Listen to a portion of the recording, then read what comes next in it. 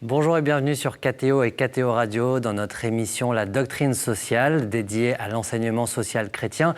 Nous ouvrons aujourd'hui un nouveau thème, celui de la solidarité qui fait partie des grands principes de la doctrine sociale, un principe fondé sur l'idée que nous sommes tous liés les uns aux autres. Et pour en parler, je suis très heureux d'accueillir nos invités. Nathalie de Lacoste-Laraymondi, bonjour. Vous êtes directrice à la solidarité pour l'Ordre de Malte. Vous avez aussi dirigé plusieurs CCAS. Vous avez une longue expérience auprès des personnes en situation de fragilité. Vous pourrez nous la partager. Père François Audinet, bonjour. Bonjour. Vous êtes docteur en théologie, enseignant aux facultés Loyola à Paris et aumônier général du Secours catholique. Vous travaillez beaucoup aussi sur la parole des pauvres. Merci à tous les deux d'avoir répondu à notre invitation. Je voudrais juste commencer par partager une petite joie. Père François, vous êtes le premier prêtre que nous accueillons dans cette émission. Ah, mais j'en suis très honoré. Alors, c'est même une double joie parce que c'est le 16e épisode de cette émission. Et donc, joie d'accueillir un prêtre, mais joie aussi de voir que beaucoup de laïcs, puisque tous nos invités avant ont été des laïcs, beaucoup de laïcs s'engagent et viennent partager sur ce plateau le sujet de la doctrine sociale. Voilà, je voulais juste commencer par partager cette joie. Et Père François, je vous propose qu'on entre tout de suite dans le sujet.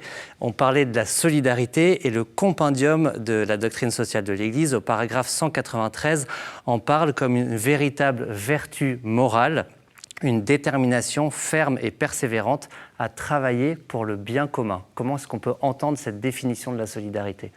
Alors, c'est une phrase qui vient de Jean-Paul II, dans son encyclique Sollicitudo Rei Socialis, publiée en 1987, qui invite les catholiques à passer d'une prise de conscience de l'interdépendance, qui est une réalité sociale, politique.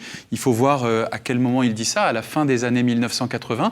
C'est le passage d'un monde politique à un autre.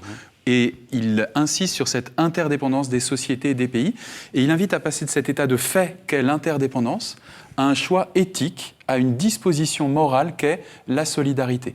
Et il présente dans ce texte, dans Sollicitudo Rei Socialis, la solidarité comme la réponse morale à cette prise de conscience nouvelle de l'interdépendance, évidemment nouvelle parce que la mondialisation s'est accélérée, la mondialisation des échanges, des informations, l'interdépendance des milieux politiques aussi, et donc une manière chrétienne d'habiter cela, dit-il, c'est la solidarité. C'est donc une vertu, c'est comme ça qu'il la nomme, mais vous avez aussi parlé, et il parle en fait lui-même, Jean-Paul II, de détermination, c'est-à-dire que la solidarité n'est pas définie simplement comme un sentiment. Bien sûr, il y a quelque chose de ça parce qu'il faut s'approprier ce constat, mais c'est une disposition voulue et il la définit par le fait de nous savoir responsables les uns des autres, c'est-à-dire de nous savoir tous responsables de tous. Et donc, quand on parle ainsi de responsabilité, on est bien au-delà du sentiment, on est vraiment dans une manière d'agir dans le monde.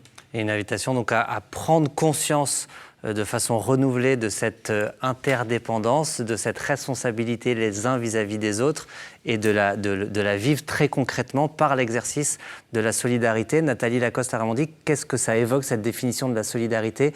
Pour vous, vous êtes, je le rappelle, directrice de la solidarité pour l'Ordre de Malte. Comment est-ce que ça s'incarne ? Oui, alors moi je travaille au quotidien pour les plus pauvres, mais je ne suis pas la seule. Vous parliez de travailler avec persévérance, avec détermination pour le bien commun, et bien d'autres agissent aussi dans ce sens. Nous avons des délégués au sein de nos départements, nous avons des bénévoles qui agissent en matière de santé, en matière alimentaire, pour l'accueil des personnes que nous recevons, et en matière de lien social également, pour leur bien et pour soulager leurs maux. Vous parliez de disposition voulue, Père Audinet, effectivement, c'est une détermination réelle, parce que tous les jours œuvrer dans ce sens, c'est pas forcément facile. Nous créons des projets, nous créons des activités, nous avons refus parfois, et donc il faut vouloir agir sur le terrain au quotidien. Donc je parlerai de détermination, je parlerai de persévérance, mais aussi de courage et de résilience. Père François, quelle est la source de ce principe de la solidarité ? On a parlé dans d'autres émissions de la dignité de la personne humaine. On pense aussi à l'unité du genre humain. Voilà, dans les textes de l'Église même, sur quoi se fonde ce principe de la solidarité ? Alors, comme souvent, il se fonde dans l'enseignement social de l'Église à cette articulation entre des constats que tout le monde peut partager et un choix qui est fondé dans l'Évangile. Le constat que tout le monde peut partager, c'est cette invitation assez constante à allier le respect de chaque personne singulière et le bien commun, le bien qui fait unité dans une société, et même, quand on parle de solidarité, d'un bien commun pensé à l'échelle mondiale, parce que c'est à cette échelle-là que Jean-Paul II situe l'enjeu de la solidarité. Et donc il y a cette idée que le bien de tous permet le déploiement de chaque personne, de chaque personnalité, et que le bien de chaque personnalité est invité à concourir, non pas à la culture de l'égoïsme, mais au bien de tous. Et dans cet équilibre-là, il y a un choix qui est inspiré par la charité, par l'amour qui vient de l'Évangile, et qui s'incarne dans des choix de justice, dans des choix politiques, on peut dire, qui dynamisent ce constat premier, et par exemple qui va lui donner la forme de la solidarité. Vous avez évoqué tout à l'heure Solicitudo Rei Socialis, qui est un petit peu, on pourrait dire, presque l'encyclique de référence sur ce sujet, donc publié par Jean-Paul II en 1987. Je reprends la phrase. Il s'agit de travailler pour le bien de tous et de chacun, parce que tous, nous sommes vraiment responsables de tous. Cette idée que vous avez soulignée tout à l'heure, Nathalie de Lacoste-Larreymondi, comment est-ce que dans les actions que vous portez, vous essayez de mettre en œuvre cette responsabilité de tous à l'égard de tous ? Pour le coup, nous œuvrons effectivement, nous avons différents types d'activités et donc nous sommes effectivement attentionnés auprès des plus démunis et je pense effectivement que ce n'est pas un devoir d'agir auprès des plus démunis, mais c'est effectivement une responsabilité dans le sens où nous sommes animés par cette volonté d'agir auprès des plus pauvres. Et donc nous avons différents types d'activités. Nous avons à peu près 380 activités au sein de l'Ordre de Malte en matière de solidarité. En France ? En France, effectivement. Et donc au sein de différents départements. Et donc nous avons des activités en matière alimentaire, une centaine d'activités en matière alimentaire, une trentaine d'activités en matière de santé, à peu près une dizaine d'activités en matière d'accueil et d'hébergement et à peu près 200 activités en matière de lien social. Et donc au quotidien, nous agissons auprès des plus faibles.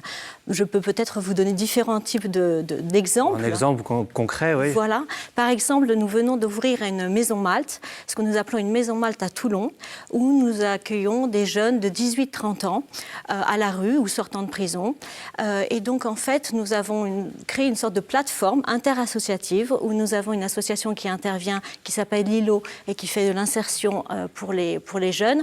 Nous avons une association qui intervient pour l'alimentaire et nous nous occupons de la santé, des douches, des machines à laver, etc. Dans ce lieu d'accueil et nous avons ouvert des places d'hébergement dans le cadre du Plat Grand Froid. Pour le coup, ces jeunes, en fait, sont en train de s'approprier ce lieu. Ils utilisent ce lieu comme si c'était chez eux, en fait. Et ça, c'est un peu nouveau dans nos activités. Et donc, on les responsabilise aussi. Et nous responsabilisons nos bénévoles dans cet accueil et dans cette capacité d'agir de nos bénéficiaires. Père François, quand la doctrine sociale parle de solidarité, elle parle de solidarité au niveau individuel, interpersonnel, mais aussi de la solidarité portée par des institutions à un niveau plus social et politique. L'idée étant bien sûr de pouvoir réparer, comme dans l'exemple que vous nous donnez, des situations d'injustice, de grande vulnérabilité, mais aussi de travailler, en éliminer les causes. C'est ça aussi l'invitation à la solidarité qu'on trouve dans l'enseignement social chrétien. Tout à fait. Alors l'avantage, la beauté, on peut dire, de la solidarité, c'est qu'elle ne permet jamais de penser une personne isolément des autres, ni même une société isolément des autres qui l'entourent. Et effectivement, ça permet de nous rendre compte que ce dont nos sociétés souffrent, la pauvreté, des formes d'oppression et de violence, la guerre aussi, ce ne sont pas simplement des hasards qu'il faudrait réparer, mais ça a des causes structurelles, ce que Jean-Paul II aussi nomme péché structurel ou structure de péché, c'est-à-dire que ce sont des manières dont nous, êtres humains, nous configurons l'histoire d'une façon perverse et violente. Et donc la solidarité, c'est précisément soit de réparer ces structures, soit d'inventer d'autres structures où nous exerçons notre responsabilité les uns à l'égard des autres pour le bien de tous et en premier, on peut dire, pour le bien de ceux qui justement sont écrasés ou violentés. Et donc la solidarité, elle va avec l'option prioritaire pour les pauvres et avec les pauvres. Sinon, elle resterait un vain mot un peu théorique. Mais avec l'invitation à penser des structures qui justement vont essayer de réparer ce que la société peut créer de violent ou d'oppressant. Donc à vivre cette solidarité entre les personnes, mais aussi au niveau des structures que la société elle-même met en place. Tout à fait. C'est là où on peut dire que solidarité ajoute quelque chose à notre notion de la charité. La charité est une forme de dynamisme qu'on peut avoir en soi, bien sûr, et qui peut aussi être partagée. Mais quand on parle de solidarité, on convoque justement cette dimension structurelle, cette dimension institutionnelle, cette dimension partagée, tout simplement parce qu'il y a un enjeu d'efficacité, il y a un enjeu d'adhérer au réel. C'est ce que vous faites à l'Ordre de Malte, Nathalie de la Coste-Raimondi, de travailler aussi avec des institutions pour accompagner les actions que vous portez, mais surtout essayer de travailler de telle façon que des situations de grande vulnérabilité n'adviennent plus. Oui, en fait, quand on s'installe sur un territoire pour une activité, on fait d'abord une analyse de besoins. On va rencontrer les acteurs en fonction des besoins qu'on a définis. Les différents acteurs, donc institutionnels, les directions départementales de l'emploi, du travail et de la solidarité, les CCAS, les mairies, les conseils départementaux, pour pouvoir vérifier et valider si notre action est légitime ou pas. En fait, il s'agit d'être adoubé, si je peux m'exprimer ainsi, au sein d'un écosystème local pour savoir effectivement si nous pouvons œuvrer. L'objectif, en fait, c'est aussi de combler les trous dans la raquette, si je peux m'exprimer ainsi. On n'arrive jamais pour s'imposer sur un territoire. On est toujours en complémentarité et ça se fait avec l'ensemble des partenaires. Merci beaucoup, Nathalie de la Coste-Raimondi, pour votre témoignage, délégué à la solidarité pour l'Ordre de Malte, et Père François Audinet, théologien, enseignant aux facultés Loyola Paris, nous avoir introduit à ce principe de solidarité. Nous poursuivons la semaine prochaine. On peut bien sûr, d'ici là, retrouver et partager cette émission sur ktotv.com et ktoradio.com. Et puis, j'invite aussi les téléspectateurs à lire ou relire Sollicitudo Rei Socialis, que nous avons évoqué, publié par Jean-Paul II en 1987 et qui reste une référence sur ce sujet de la solidarité. À bientôt.